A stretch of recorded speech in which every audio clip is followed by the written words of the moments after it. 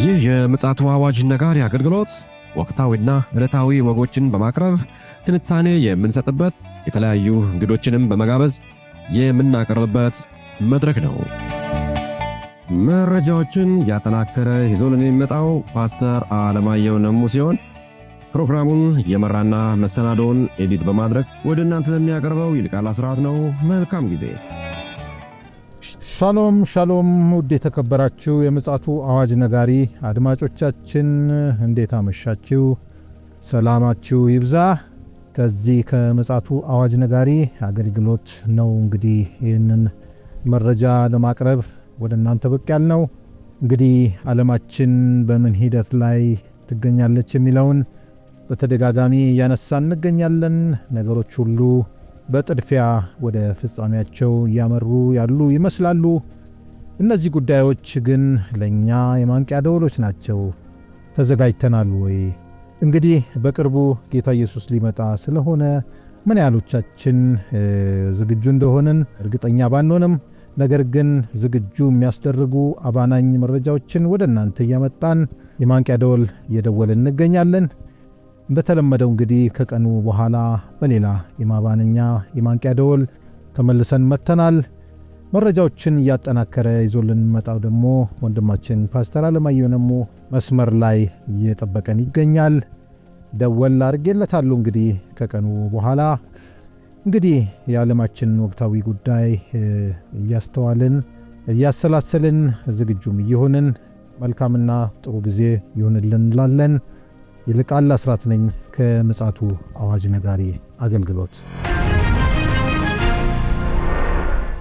ውድ አድማጮቻችን እንግዲህ ከቀኑ በኋላ በሌላ መረጃ ተከስተናል። መረጃውን ይዞልን የመጣው ደግሞ ወንድማችን ፓስተር አለማየሁ ነሙ መስመር ላይ ይገኛል። ምን ይሆን ይዞልን የመጣው የሚለውን እንግዲህ ከእርሱ አንደበት ከሰላምታው በማስከተል መረጃውን በቀጥታ እናገኛለን። በቅድሚያ በሰላምታ እንጀምርና በቀጥታ ወደ መረጃችን እናመራለን። ሰላም ላንተ ይሁን ፓስተር፣ እንዴት አመሸ? እንደምን አመሸ ወንድም ይልቃል። እግዚአብሔር ይመስገን። እንግዲህ ከቀኑ በመለስ ተገናኝተናል። ምን ጉዳዮችን አገኘህልን ለዚህ ምሽት? እንግዲህ በመካከለኛው ምስራቅ አሁን ላይ በእስራኤልና በቱርክ መካከል በጣም እየተካረረ የመጣ ሁኔታ አለ። ይሄ በጣም ተካሯል ከምትለውም በላይ ነው። እንግዲህ ብዙዎች ያው ከሰሜን በኩል የሚነሳ የጎግ ጦር እንዳለ ይናገራሉ። መጽሐፍ ቅዱስም ይናገራል። አንዳንዶቹ ሩሲያ ነች ይላሉ፣ አንዳንዶቹ የለም ቱርክ ነች ብለው ይናገራሉ። እንግዲህ አሁን ምንድነው ቱርክ የጦር ኃይሏን ወደ ሶሪያ ድንበር ወደ ማስጠጋት እየገባች ነው ያለችው። ከፍተኛ ዝግጅት ላይ ናቸው ያሉት። ሌሎችም ብዙ መረጃዎች ናቸው እንግዲህ ዛሬ በዚህ በቱርክና በእስራኤል መካከል ያለኝ። የሚገርም ነው ምልህ ፓስተር። ልክ ነህ። አንዳንድ እንግዲህ የስነ ፍጻሜ ምሁራኖች በእርግጥም ቱርክ ያው በእስራኤል በስተሰሜን ስላለች ቱርክንም ያመላክቱ አሉ። እንዲሁም ደግሞ በስተሰሜን ከቱርክም በስተሰሜን ያለችውንም ሩሲያንም ይጠቅሳሉ። ያው ያም ሆነ ሩሲያም ሆነች ቱርክ ነገሮች ሁሉ በጣም በውጥረትና በጥድፊያ እየተከናወኑ ነውና እስኪ መረጃውን በምን መልኩ ገመገምከው? ምንድነው መሰለ ጄንቲን ፓርላድ የሚባል አንድ የሞሳድ ከፍተኛ አመራር የነበረ እስራኤል ከኢራን በኋላ ከቱርክና ከግብጽ ጋር ለሚከሰተው ጦርነት መዘጋጀት አለባት ብሎ ነው የሚለው። አዲስ ሪፖርት ለተባለ አንድ ብሮድካስት አገልግሎት ላይ ነው መግለጫውን የሰጠው። እየተባባሰ በመጣው የእስራኤልና የቱርክ ውጥረት መካከል የቀድሞ የእስራኤል የስለላ ሰራተኛ ጄንቲን ፖላንድ አዲሱ ጦርነት እንደሚኖር ስጋቱን አስቀምጧል። እንግዲህ የአሜሪካ ተወላጅ እስራኤላዊ የቀድሞ የስለላ ሰራተኛ ጄንቲን ፖላንድ እስራኤል ከኢራን ጋር ካለፈችበት ጦርነት በኋላ ለሚከሰተው ተጨማሪ የክልል ጦርነት መዘጋጀት እንዳለባት ገልጿል። ቱርክና ግብጽ የሚቀጥሉት የጦር ግንባሮች ሊሆኑ እንደሚችሉም አስቀምጧል። እንግዲህ ይሄ ነገር መጽሐፍ ቅዱስ የሚናገረው ነገር ነው። እንግዲህ ግብጽ በስተደቡብ ነች ያለችው፣ ቱርክ በስተሰሜን ነው። ሶሪያ ቱርክ ያሉት በስተሰሜን ነው። እንግዲህ ትልቅ ከበባ በእስራኤል ላይ እየመጣ እንደሆነ የሚያመለክቱ ነገሮች አሉ። እንደውም ትንሽ የሚያስደነግጥ ነገር እየተሰማ ነው። ታስታውሳለህ? ፓኪስታን፣ ሳውዲ አረቢያና ቱርክ የጋራ የጦር ቃል ኪዳን ድርጅት በመካ ተፈራርመዋል። ልክ ነው። እነዚህ 3 ሀገሮች ለኢራን ጥያቄ አቅርበዋል እንድትቀላቀል። ሌላው እዚህ ጋር በጣም የሚያሰጋው ፓኪስታን ደግሞ ቱርክ ኒኩለር ከፈለገች እሰጣታለሁ አለች። ይሄ አስፈሪ ነው። ያው ምን አስፈሪ የሚለው ጋር እኮ አይገልጸውም። እንግዲህ ይሄ የሰለላ ሰራተኛ የነበረው በእስራኤል የዜና ተቋም ላይ በቅድም በነገርኩ ብሮድካስት ላይ ሲሆን ይህንን የገለጸው እስራኤል ከኢራን ጋር ካለው ግጭት በኋላ ለተጨማሪ ጦርነት ዝግጅት መሆን እንዳለባት ከተናገረ በኋላ ጦርነቱም ሊከብዳት እንደሚችል ደግሞ አስቀምጧል። ጦርነቱ ከኢራን ጋር እንደሚደረገው አይነት ጦርነት ሊሆን እንደማይችል ጠቁሟል። እና ስለዚህ በመቀጠል እስራኤል ለሚመጣው ጦርነት መዘጋጀት እንዳለባት፣ ቀጣዩ ጦርነት አደጋው ከቱርክ ከግብጽ ሊመጡ እንደሚችሉ ተናግሯል። እንግዲህ ይሄንን ይዘን ደግሞ ስንመለከት ይሄ ብቻ አይደለም። ማነው ቱርክ ከኔቶ ውጪ የኔቶ አባል ሀገር ነች። እንደምታውቀው ያለ ኔቶ ድጋፍ ጦርነቱን በድል እንደምደመድመው እየተናገረች ነው ያለችው።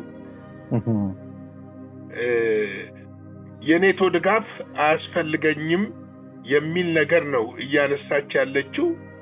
እንግዲህ ይሄ ጦርነት አይቀሬ እንደሆነ የሚያመለክቱ ብዙ ነገሮች አሉ።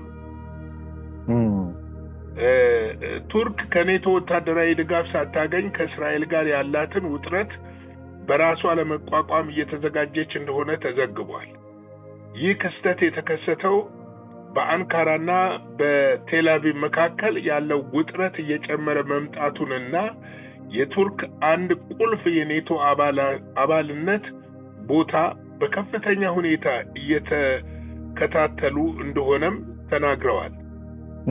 እስራኤል በክልሏ ውስጥ ከዩናይትድ ስቴትስ የቀረበ ስትራቴጂካዊ አጋርነት አንዱ ሆኖ ቀጥሏል። ይህም በሁለቱ አስፈላጊ የክልሉ ተዋናዮች መካከል ያለው ውጥረት እየተባባሰ ሲሄድ ለዋሽንግተን አስቸጋሪና አጣብቂኝ ነገር ውስጥ ነው የምትገባው።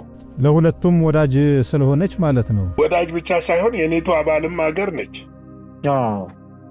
የኔቶ ማለት ቱርክ የኔቶ አባል ሀገር ነች።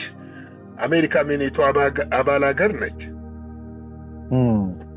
ምናልባት ባለፈው ትወጣ ትችላለች አሜሪካ እስራኤልን የምትደግፍ ከሆነ። ባለፈው እንግዲህ በዚህ ጉዳይ ላይ በጣም ሰፋ ያለ ትንታኔ ሰጥተ ነበር። ከዚህ ቀደምም በኢራንና በአሜሪካን እስራኤል ጦርነት ወቅትም ይህንኑ ገምተን ነበርና እስራኤል ፊቷን ወደ ቱርክና ቀጣዩ ኢራን ተብሎ ማለት ነውና እኔ ምንድነው ለመጠየቅ የፈለኩት አሁን አሜሪካ እንዳልከው አጣብቂኝ ውስጥ ገብታለች በውስጥም በውጭም። ይሁንና ምናልባትም እንግዲህ የኋላ ደጀን በመሆን ልክ ከኢራን በስተጀርባ ሩሲያ እና ቻይና እንዳሉ ሁሉ አሁንም ከእስራኤል በስተጀርባ በመሆን አሜሪካ እገዛ የምታደርግ አይመስልህም ወይ? ምክንያቱም ይሄ ነገር በጣም እያደገ ከመጣ በጣም አደገኛ ወደሆነ ቀውጢ ሁኔታ ውስጥ ነው መካከለኛው ምስራቅ የሚሆነው። ሁለተኛ ደግሞ የጦር ሜዳው ምናልባት በሁለቱ አገሮች ሳይሆን የሶሪያ ምድርን ያደረገ ሊሆን ይችላል ብለን መቸለታም ገመተናልና በአንተ እይታ ቀጣዩ እንዴት ሊሆን ይችላል ብለህ ታስባለህ? እንግዲህ ይኸውልህ ቀጣይ 2-3 ነገሮች ሊከሰቱ ይችላሉ። አንደኛው አሜሪካ ከእስራኤል ጎን እንደምትቆም ምንም ጥርጥር የለውም። አሜሪካ ከእስራኤል ጎን የምትቆም ከሆነ ራሽያ ደግሞ ከቱርክ ጎን ትቆማለች። በዚህ መሃል ደግሞ የኔቶ አባል ሀገሮች አንቀጽ 5 የኔቶ አባል ሀገር በሚጠቃበት ጊዜ ኔቶ እንደተጠቃ ተቆጥሮ የሚለውን አንቀጽ ፉርሽ ያደርገዋል። ስለዚህ ኔቶ ራሱ ወደ መሰነጣጠቅ ሊመጣ ይችላል። ስለዚህ ነው ምንም እንኳን ቱርክ ዋና የኔቶ አባል ብትሆንም አንካራ ከእስራኤል ጋር በሚፈጠር ማንኛውም ግጭት ውስጥ ቀጥተኛ የአሜሪካ ወይም የኔቶ ድጋፍ እንደማትሰጥ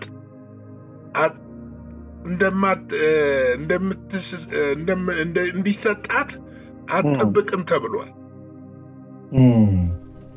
እጅግ ውስብስብ ይመስላል። ፓስተር እንደው በጣም የዚህ ዓለም ፖለቲካ በጣም አስቸጋሪ ቢሆንም አሁን ለምሳሌ ሩሲያ ዋነኛ ጠላቴ ኔቶ ነው ብላ ፈርጃለች። እንዲሁም ኔቶም ዋነኛ ጠላቴ ሩሲያ ብሎ እንዳለው ማለት ነው። ነገር ግን ደግሞ በአንጻሩ ደግሞ ቱርክ የኔቶ አባል ሀገር ናት፣ ዋነኛ ለዛውም ሁለተኛው የጦር ኃይል ያላት ማለት ነው። እና ይሄ ነገር በጣም በጣም ያልተለመደና ውስብስብ እንደሆነ እያስተዋልን እንገኛለንና እንደው ከመጽሐፍ ቅዱስም እይታም ጠቀስ አድርገ ይሄ ነገር ወዴት ያመራ ይሆን? እንደው እስኪ ባኬን ለአድማጮች ግለጽልን። አሁን ላይ ያለው ሁኔታ ምንድነው መሰለ? ቃሉ እየተፈጸመ ነው። ይሄ ምንም ጥርጥር የለኝም። እኛ የዛሬ ዓመት ገደማ የጎግ ማጎግ ጦርነትን ስቦ እንደሚመጣ የኢራን ጦርነት ገልጸን ነበር። አሁን በፊት ለፊት እየታየ ነው ያለው። ልክ ነው። እዚህ ውስጥ የኔቶንም ሊፈርስ እንደሚችል ባለፉት ጊዜ በተለያዩ ዘገባዎች ሰርተናል። ልክ ነው። ምክንያቱም ከኔቶ ጋር አሜሪካ አለች።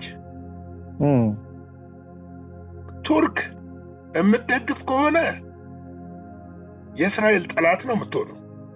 ልክ ነው። እስራኤልን የምትደግፍ ከሆነ ከኔቶ አጋርነት መውጣት አለባት። ስለዚህ የአሜሪካ ደግሞ ከኔቶ ከወጣች እነ ጀርመን እነ ስፔን ከቱርክ ጎን ይቆማሉ። የጎግ ጦርነት ጎሜር፣ ተርሴስ እነዚህ ምስራቅ አውሮፓ ሀገሮች ራሱ ጎግ እና ከደቡብ ደግሞ ግብጽ፣ ሰሜን አፍሪካን ደግሞ ከሩቅ ምስራቅ እነ ኮሪያን ያካተተ ይሆናል ማለት ነው። ሰሜን ኮሪያ ማለት ነው። ይሄ በሚሆንበት ጊዜ ዓለም ላይ የሚነሳው ቀውስ በጣም የከፋ ቀውስ ሊሆን ይችላል። ምክንያቱም ካሁኑ ለምሳሌ የኔቶ ሪፖርቶች እንደሚያሳዩት ከእስራኤል ጋር በጋራ ወታደራዊ እርምጃ እንዲወስዱ ቱርክ ያቀረበችውን ጥያቄ ውድቅ አድርጓል። ሪፖርቶቹ እንደሚያሳየው ለዚህ ነው ቱርክ ያለ ኔቶ ድጋፍ መዋጋት እችላለሁ የሚለውን ነገር ያመጣችው። ሪፖርቱ እንደሚያሳየው እንግዲህ ቱርክ በሶሪያ ውስጥ ከቱርክ ጋር ቁርኝት ባላቸው አካላት ላይ በእስራኤል ከተፈጸመው የአየር ጥቃት በኋላ ከእስራኤል ጋር በጋራ ወታደራዊ እርምጃ እንዲወስዱ ጥያቄ አቅርባለች ለኔቶ። ኔቶ ደግሞ ውድቅ አድርጎታል። ልክ ነው። ይህ ደግሞ የተሰማው መረጃው በአንካራና በቴልአቪቭ መካከል እያደገ የመጣውን ውጥረት እየጨመረ በመምጣቱ በሶሪያ ውስጥ ያላትን ፍላጎትና ወታደራዊ መገኘት ላይ የተፈጸመውን ጥቃት አበክሮ በመቃወም ጠንካራ ምላሽ እንዲሰጥ ስለጠየቀች ነው። ነገር ግን የኔቶን ውድቅ ማድረጉን ውሳኔ ተከትሎ ምናልባትም የመካከለኛው ምስራቅ ውዝግብ አጫሪ እና ወደ ለየለት ወደ ከፋ ጦርነት ሊያመራ እንደሚችል የሚያመለክቱ ፍንጮች አሁን እየወጡ ነው ያሉት። ምክንያቱም ቱርክ እርምጃውን ከመውሰድ የማትመለስ ሲሆን በአሁኑ ሰዓት ደግሞ ከፍተኛ የሜካናይዝድ ሰራዊቷንና የአየር ኃይሏን የድሮን ኃይሏን እያዘጋጀች ነው ያለችው እና ይሄ ነገር እንዲሁ በቀላል አሁን እኔና አንተ እንደምናነሳው ብቻ ቸል ተብሎ የሚታለፍ ጉዳይ እንዳልሆነ ነው እየተዘገበ ያለው። ስለዚህ በቀጣይ እንግዲህ ይሄ ጉዳይ እየተካረረ ሄዶ ጦርነቱ ከተፈጠረ ዓለም ትክክለኛውን ጎራ ወደ መለየት ይመጣል። በእንተወበሉ አሁን ምልክቶቹ እየታዩ ናቸው። ጎራዎች እየተለዩ እንደሆነ እናውቃለን። ነገር ግን ለይቶለት ይወጣል። ተመልከት። ይሁን እንጂ የአሜሪካው ፕሬዝዳንት ዶናልድ ትራምፕ ለናታንያሁ ከቱርክ ጋር አትጫወት ሲሉ አስጠንቅቀዋል። እሳቸው አስጠንቅቀዋል። የአሜሪካ ፕሬዝዳንት ዶናልድ ትራምፕ የእስራኤልን ጠቅላይ ሚኒስትር ቤንጃሚን ኔታንያሁን በቱርክ ጉዳይ በተደጋጋሚ ማስጠንቀቂያ መስጠታቸውን ገልጸዋል። ግን ይታመናል ወይ የሚለው ነው። ልክ ነው። ምክንያቱም እሳቸው የሚሉት ትራምፕ ኔታንያሁ ከቱርክ ጋር ግጭት የሚያስከትል እርምጃ እንዳይወስድ በተደጋጋሚ እንዳስጠነቀቁ ገልጸው ኔታንያሁ በቅርብ ሁኔታዎችን እየተከታተልኩ ነው የሚል ምላሽ ቢሰጡም ነገር ግን ለወታደራዊ እርምጃ በከፍተኛ ሁኔታ ተዘጋጅተው ይገኛሉ። እንግዲህ የትራምፕ ለእስራኤል ማስጠንቀቂያ መስጠት እውን ከልብ ነው ወይ ነው ወይስ የዲፕሎማሲ ጫወታ ነው የሚለውን ነገር ጠለቅ ብሎ ማየት ያስፈልጋል። ነገር ግን አሁን ወታደራዊ ዝግጅቱ ከመጣጣፉም በላይ የቃላት ጦርነቶቹ ደግሞ እየተጣጣፉ መምጣታቸው ይበልጥ ከድጥ ወደ ማጥ እንደሚሉት እንደዛ ያደርገዋል። ይሄ ብቻ አይደለም። ምናልባትም ደግሞ የነዚህ ስብስብ ኢራን የምትቀላቀል ከሆነ ቀጠናው ከፍተኛ ልዕለ ኃያል ሀገሮች ሊፈጠሩና ምናልባትም ይህንን ጦርነት መፍትሄና ሰላም መፍትሄ ሊያመጣላቸው የሚችሉት እነሱ መሲያችን ብለው የሚጠብቁት ሐሰተኛው ክርስቶስ ወደ መቅደሱ በገባ ጊዜ ብቻ ሊሆን ይችላል ብዬ አስባለሁ። ይሄ የሚያመለክተን የዘመኑን ማለቅና ዓለም እጅግ ቁልፍልፍና ጥልፍልፍ ነገር ውስጥ እየገባች መፍትሄ አልባ እየሆነች እንደሆነ የሚያሳዩ ብዙ ነገሮች አሉ ለማለት ነው። የጌታ ጸጋ፣ ሰላም፣ ምሕረት፣ ቸርነት ከሁላችን ጋር ይሁን። ሻሎም። እግዚአብሔር አብስቶ ይባርክ ፓስተር። እውነት ነው እንግዲህ ነገሮች ሁሉ በጣም እየተካረሩ መጥተዋል። ይሄ ሁሉ የሚያመላክተን እንግዲህ ጌታ ኢየሱስ በተደጋጋሚ በወንጌላት ላይ ተናግሯል። የጦርንም ወሬ ትሰማላችሁ ያለው አንዱ እንግዲህ የመምጣቱ ምልክት ከሆነው ክስተት ይሄ ነው። እንግዲህ ነገሮች ሁሉ እየተባባሱ ነው የመጡት። የሚበርድ ነገር የለም። ፓስተር እንደነገረን እንግዲህ በስተመጨረሻው ለሐሰተኛው ክርስቶስ ጥርጊያ መንገድ እየተከፈተ ስለሆነ ምናልባት እሱ በመጣ ጊዜ እነዚህን ሂደቶች ያስቆማል ተብሎ ይጠበቃል። ነገር ግን መግቢያችን ላይ እንዳልነው ስለ ክርስቶስ ኢየሱስ መምጣት እያሰብን ከሆነ ዝግጁ ነን ወይ? ሂደቶች ሁሉ ወደዛ እያመሩ ስለሆነ እንዘጋጅ እንላለን። እንግዲህ ፓስተር እግዚአብሔር አብስቶ ይባርክ። ባለህ ሰዓት ይህንን መረጃ ስላቀበልከን እግዚአብሔር ፈቃዱ ከሆነ እንግዲህ በነገው ዕለት በተለያዩ መረጃዎች ወደ እናንተ እንመጣለን። ከዛ ውጪ በዓለማችን ዙሪያ እየተከሰቱ ስላሉ የተፈጥሮ አደጋዎችም ጨምሮ አንዳንድ መረጃዎችንም ልናቀብላችሁ እንወዳለን። የእግዚአብሔር ሰላም ከእያንዳንዳችን ጋር እንዲሆን እንመኛለን። ሻሎም። ለዛሬ ይዘን የመጣነው ወቅታዊ መረጃ ይህንን ይመስል ነበረ። በሌላ ጊዜ በሌላ መሰናዶ እስከምንገናኝ ሰላም ለእናንተ ይሁን።